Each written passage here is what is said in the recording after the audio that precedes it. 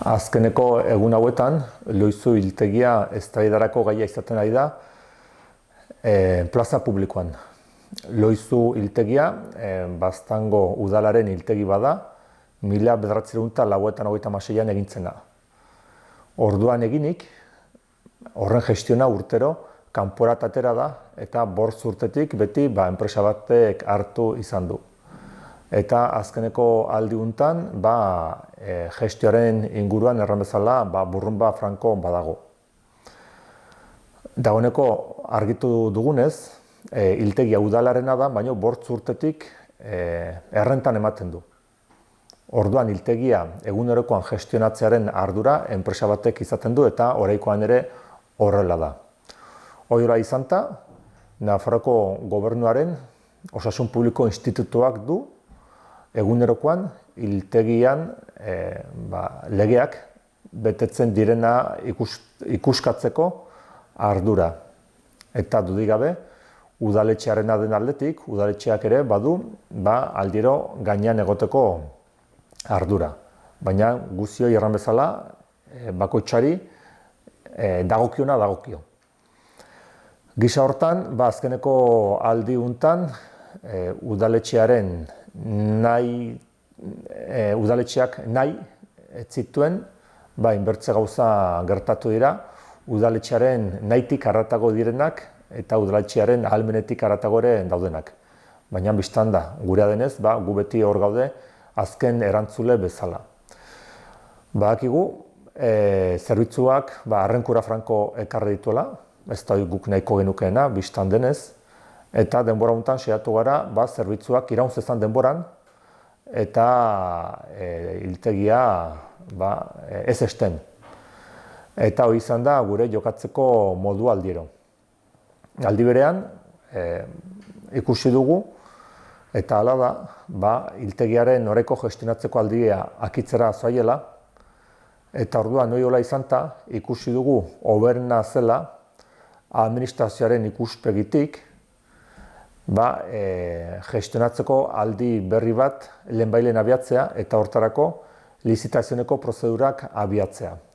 Horrek bere denbora hartzen du, behar direlakoz baldintzen agiri batzuk prestatu eta baldintzen agiria prestatuta gero epealdi bat abiatzen da administratiboki antolatua dagoena eta arautua ere bai eta denboran luzatzen dena. Egoera hortan, baloratu ginen bere momentuan bertzen neurri batzuk hartzea, ertsatzaileagokoak zirena, baina ikusi ginen ez zirela erabilgarri gertatuko momentu hortan. Eta zerengatik ez ziren erabilgarri gertatuko? Azkenean, administrazioan aigarelarik, gauza guztiek hartzen dute denbora, gauza guztietarako behar dire baliabideak eta gauza guztiek luzatzen dire denboran. Eta orduan, neurri ertsatzaileak hartu zitezken, denboran luzatuko zirenak, hoien hartzeak, eta ez ginuena momentuan bederen deus ere aitzendatuko edo konponduko. Orduan ikusita udaletxearen ahalak mugatuak direla, ikusita denean egoteko manerarik ez dela, eta ikusita oraiko adjudikazione aldea akitzera zoaiela, erabaki ginuen, hoberena zela, zerbitzua iraunarrezteko, adjudikazione aldi berrioi lehenbailen hastea eta hortarako lana egitea. Eta hortan lana egin dugu. Biztarte hortan, plaza publikorat atra dira alderdiak beren irakurketa eta beren gogoeta inik. Batzuetan, arrazoinik ez zaie falta, gertatu baitira guk nahiko ez genituzken gauzak ere bai, eta bertzetan zuzenean gezurra errandute. Eta gezurra erranduen horietako bat geroa bai da. Geroa bai erraten du, alkatetzak bazekiela Nafarroko gobernuak zehapen espedientiak jarri zizkiola hiltegia gestionatzen duen enpresari. Eta hori gezurra da. Atzo alarran ginen eta gaur hemen modu berean erraten dugu. Alkatetza unek etzekien Nafarroko gobernuak zehapen espedienterik patu zionik hiltegia gestionatzen duen enpresari. Otsailaren 25 osoko bilkuran galdera egintzakun gero baik eta guk erran ginen ez halakorik etzela. Eta galden ginen gainera. Uni buruz aizate zehapen espedientei buruz edo albaiteroen aktei buruz. Zeren bi gauza guziz desberdinak dire. Bakoitzak badu bere balioa eta badu bere erranaia, horrekin ez du erranai albaiteroen aktak gutiesten ditugunik, baino albaiteroen aktak eta zehapen espedienteak guziz bi gauza desberdin dira. Eta alarran zitzaien. Eta hoiola izanta, gero bai errandu guk, bagenekigula, Nafarroko gobernuak zehapen espedienteak jarri zituela, eta hori ez da hola. Udaletxea tailegatu den jakinarazpen bakarra izan zen martxoaren 13. Martxoaren 13. Geroztik. Orduan gure galdera da. Gero baik egiazki bazakien udaletxeak baino lehen zehapen espedienteak bazaudela. Zeren geroa baik baldin bazakien udaletxeak baino lehen zehapen espedienteak bazaudela, hori aski gauza harrigarria da, ez zerregategatik salagarria. Eta hori da guk hemen erran nahi duguna eta salatu nahi duguna. Gero bai gezurra erranduela eta beraiek guk baino lehen jakiten ote dituzten Nafarroko gobernuaren gauzak. Zeren hoi ez da inondik ere onartzen da. Hoiola izanta, gero baik bere idatzian arrantzuen, Nafarroko gobernuko arduradunekin mintzatu zela eta iduri du beraiek Nafarroko gobernuarekin mintzatu ondotik abiatu direla zehapen espediente hauek. Hoiola denik guk ez dakigu. Hoi da gure iduripena. Zeren erreferentziazko gertakaria Ganden urrikoa baldin bada, eta Ganden urritik zehapen hoi ez baldin bazen egin, eta urritik hilabete batzuk gandira, guk ikusten dugun aukeretako bat da, hoi hola izetea. Eta nola nahi ere, zehapen espedientia iteko arrazoinak bat zeuden. Baina hoi gertatu den bezala, eta guri komunikatu zegun bezala, eta iduri duenez hor bertze batzuk ibili dira. Hoi hola izanik, azkeneko aldiuntan, hiltegiko kontularitzari buruzko zalaparta montatzen ibili nahian dira. Eta hemen herritar guziek jakin behar dute, Baztango udaletxea eta egatzen diren faktura guziak 15 behin egiten den batzorde batean, banan-bana onartzen direla. Banan-bana errepasatzen direla eta banan-bana onartzen direla. Orduan, haunitza harritzen daku guri, denbora guziuntan inork deus erran gabe, eta alderdi guzietako ordezkariak batzorde hortan daude, 15 behin biltzen den batzorde hortan daude, 15 behin Gandeneko denbora guziuntan hor bilduta, faktura guziak banan-bana pasatuta, zerengatik horrelakorik ez duten aktan erran, salatu edo dena delakoa. Zeren batzorde horietarat hortarako gaten da. Eta hor, arrenkuran bat baldin bada, aski da aktan idatzita uztea. Edo dagokion momentuan horren gaineko kontuen eskea egitea. Eta hori da, udaletxean fakturak eta fiskalizatzeko dagoen momentua. Eta hoi hola egiten da, eta hoi hola eginta urtearen akaberan, aitzineko urtearen akaberan ez, eta hoi hola izanta, maiatza aldean, aitzineko urteko kontuak likidatzen dira, esten dira, eta modu hortan etxitako uzten dira. Eta beraz, hor egiten diren faktura guziei segida zorrotza egiten zaio, eta hortan alderdi guzietako ordezkariek parte hartzen dute. Gainera, Ganden astelenean, Nafarroko parlamentoan bozeramaileen batzordean erabaki zen hiltegiari buruz Nafarroko kontuen ganbarari ikusketa bat eskatzea, azterketa ekonomiko bat egin dezala eskatzea, eta hoiola eginen da. Eta hoiola izanta, Nafarroko kontuen ganbara hortarako erakunde publiko eskumenduna izanta, orai udaletxe mailan egin nahi dutena ez dugu sobera ongi zertara heldu den ulertzen.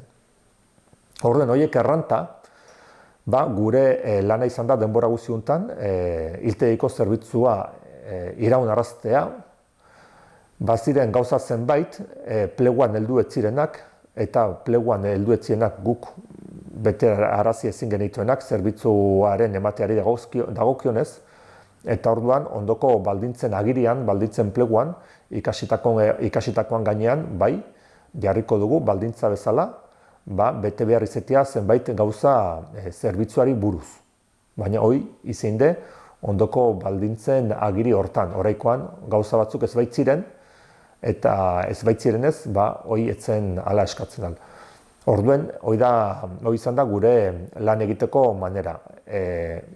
Zerbitzua iraunaraztea denboran, Hor, baziren gora bera hoiei aldiero aterabide eman, aterabidea ematen ibili bai gara modu aktibo batean, eta beti ere, adjudikazio aldiak itzera zaioela kontuan hartuta, ailegatu adjudikazio aldiaren akabaiarat eta lehenbailen berri bat prestatu.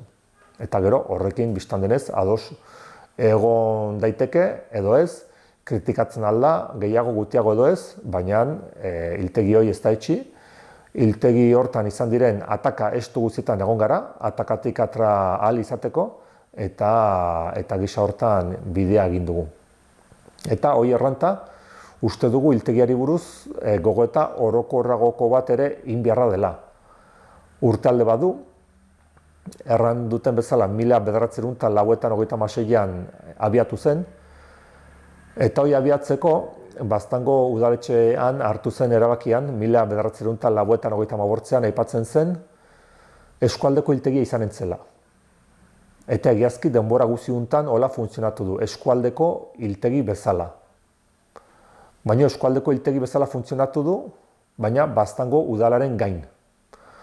Uste dugu ongi egonen zela gogoeta bat egitea, eskualderako zerbitzua izan behar baldin badu, eta biztanda eskualdetik kanpoko jendeak ere tortzen direla, Nafarroko mendialdetik, halako zerbitzua izan behar baldin badu, behar bada, hiltegia gestionatzeko, bertze eremu bateko, bertze neurri bateko, erakundea beharko ginukela. Eskualde mailako erakunderen bat, udaletxe desberdinek parte hartuko luketena. Eta hau gogoetarako gaia bertzerik ez da.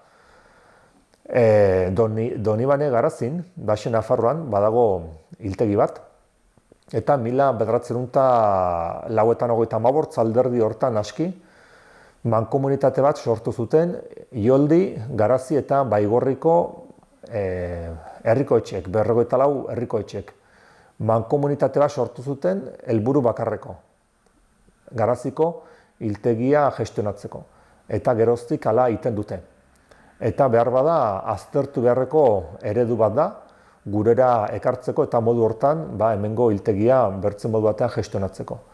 Ikusten baita, aitzindeko esperientzian oinarrituta, gandeneko urte guzioketako esperientzian oinarrituta, hiltegia eragile desberdinek ibiltzen dutela. Eta beti denen interesak bat ez direla heldu. Eta hor gertatzen dela aldike interesen kontrakotasun bat. Eta orduen hori hola izanta, behar bada eskualde mailako egitura batetik gestionatuta eta gainera gestione zuzena eginta, bere langilekin, aukera bat izan daitekela, hiltegia bertze modu batean gestionatzeko eta zerbitzu publikoi bertze gisa batean emateko. Zeren nola nahi ere, uste baitugu, hiltegia beharrezkoa dela, oinarrizko zerbitzu publikoa dela lehen sektoreari buruz, nekazaritza abeltzaintza sektoreari buruz, ulertzen dugu ekonomian administrazio publikoak behar dela parte hartu, azpiegitura estrategikoekin, arloa ahal den neurrian antolatzera lagunduz eta hortarako baliabideak jarriz, eta orduan ikuspegi horretatik hiltegi unek ematen duen zerbitzua ematen segitzeko lanean segituko dugu. Kontuan hartuta, alde batetik gestioaren gaia hor dugula, zerbitzuaren gaia hor dugula, baina bertzaletik dagoeneko urtalde bat duen hiltegia dela. Eta gero eta inbertsio kozkorragokoak egin beharko ditugula. Eta orduan horrek ere eskatuko daku inbertsio plan bat ondoko urtetarako, dagoeneko eskatu duguna. Eta beraz, guzi hori behar da baloratu. Alde batetik, oraiko atakauntatik atratzea, eta bertzaletik, geroari buruz, estrategia bat finkatzea hiltegiaren inguruan. Bai gestioari buruz, bai zerbitzuari buruz, eta baita ere, inbertsio planari buruz. Eta hortzen egonen gara. Estuetatik atratzeko, erakutsi dugun bezala, eta geroari buruz, hobeagokoak diren formulak planteatzeko gure gobernu ekintza untaik beti kritikagarria izanen dena, baina beti aurpegia ematen duena egoera guztietan. Herritarrek jakinen duten bezala, ganden martxoaren 18an, Palazio de Arostegia promotorak edo horko konpentsazio batzordeak Arostegiko urbanizazio lanak egin behar dituen enpresarekin zuinketa akta sinatu zuen, akta de replanteo erraten dena erdaraz. Zuinketa akta horrekin nolazpeitere lanak hasi ahal izateko aitzineko tramite batzuk egiten dituzte. Hoi aski gauza harrigarria da, eta hala jakinarazi dugu Nafarroko gobernuari ere bai. Eta zerengatik da gauza harrigarria? Zuinketa akta hori, akta de replanteo hori sinatu ahal izateko, legeak erraten du sinatzaileetako bat dela urbanizazio lanak egin behar dituen enpresa.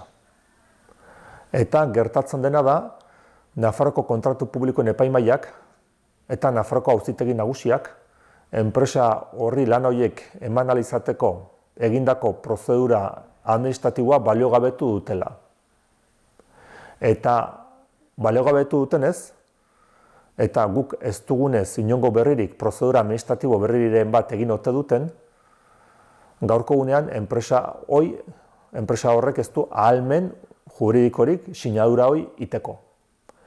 Eta hori jakinarazi ginion alde batetik Nafarroko kontratu publikoen epaimahaiari. Eta hori jakinarazi ginion ere Nafarroko gobernuari. Eta hori bera jakinarazi ginion Palazio de Arostegiako konpentsazio batzordeari. Eta kontratu publikoen epaimahaiari galdegin ginion. Zuek administrazioarekiko auzien salan aurkeztu zen errekurtsoan egon baitzineten, aipatu auzitegi horri epaia betearazteko eskatzen dizuegu. Eta erantzun zaguten beraiek ez zutela olako ahalik eta beraiek ez zutela ahalik ere beren hasierako erresoluzio da akordioa betearazteko. Nafarroko gobernuari aldi berean erran ginion. Zuek Arostegiako udalez gaindikoa den plan sektoriala onartu duzue, PESISa onartu duzue, birzatiketa plana eta urbanizazio proiektua ere bai, eta zuek baduzue ardura bat guzi untan. Horai gertatzen nahi den hau, gertatzen nahi den moduan esku hartzeko. Eta beraien berririk oino ez dugu hartu. Eta enpresari egin ginion jakinarazpena eta oino ez dugu horren berririk hartu. Horai ikusteko dago zer gertatuko den. Guk nahia dugu, bere garaian epaitegiek emandako epaioi bete arazteko, eta ikusiko dugu zer aukera juridiko dugun hoi bultzatzeko. Gu ezpaiginen epai hortan parte izan, ez baiginen hala izaten al. Beti ere, Nafarroko kontratu publikoen epaimahaiaren erantzunak haunitz harritu daku, zeren hoi beraien erantzuna baldin bada, horrek erran nahi du, epaimahai horrek ez dola eustarako balio, eta horren hemendik aitzinerat, udalek ez dugule zerengatik kontratu publikoen legea bete, zeren epaimahai horrek hartzen dituen erabakiak ez baldin badire gero bete arrazten alferreko lanetan ari baikara. Ez bada, bi neurri direla, bat udalendako eta bertzea enpresa jakin batzundako. Zeren bi neurri badirela horri buruz zaiko bagine, boi aski larria da. Ez zakun harrituko, Arostegiako gaiarekin behin baino gehiagotan ikusi baitugu. Baina bai eskandalagarria dela eta bai administrazio publikoak bere sinesgarritasun guzia galduko lukela unen aitzinean. Eta baita hortan teknikari bezala agertzen diren jendeak ere bai. Eta erraten dut, neurtzeko bi neurri direla, zeren Arostegiakoa azkenean hirigintza proiektu arrunta bat baita. Eta hirigintza proiektu inalizateko eskatzen zutena zen lurren kalifikazio aldaketa. Eta lurren kalifikazio aldaketa beti udaletxearen aitzinean egiten da, udaletxearen ahalmena baita. Eta hola inbiarrian, Nafarroko gobernuak onartu zuen hori udalez gaindikoa den plan sektorial bezala egiteko. Hementxen udalerri bakarra izan ta bastan eta bertze udalerririk afektatu gabe. Eta orduan ikusi zen, udalez gaindikoa den plan sektoriala onartzerakoan guziz bi neurri ibili zituela Nafarroko gobernuak. Herritar arrunte batek Baztango udaletxearen aitzinean tramitatu beharko zuen, hirigintzako jarduketa guzioi, baina hauei ez. Hauei onartu zitzaien udalaren ahalmenez gainetik, Nafarroko gobernutik zuzenean tramitatzea. Eta orduen iduri du, kasu honetan, Nafarroko kontratu publikoen epaimahaiarekin gisako egoera baten aitzinean egon gaitezkela.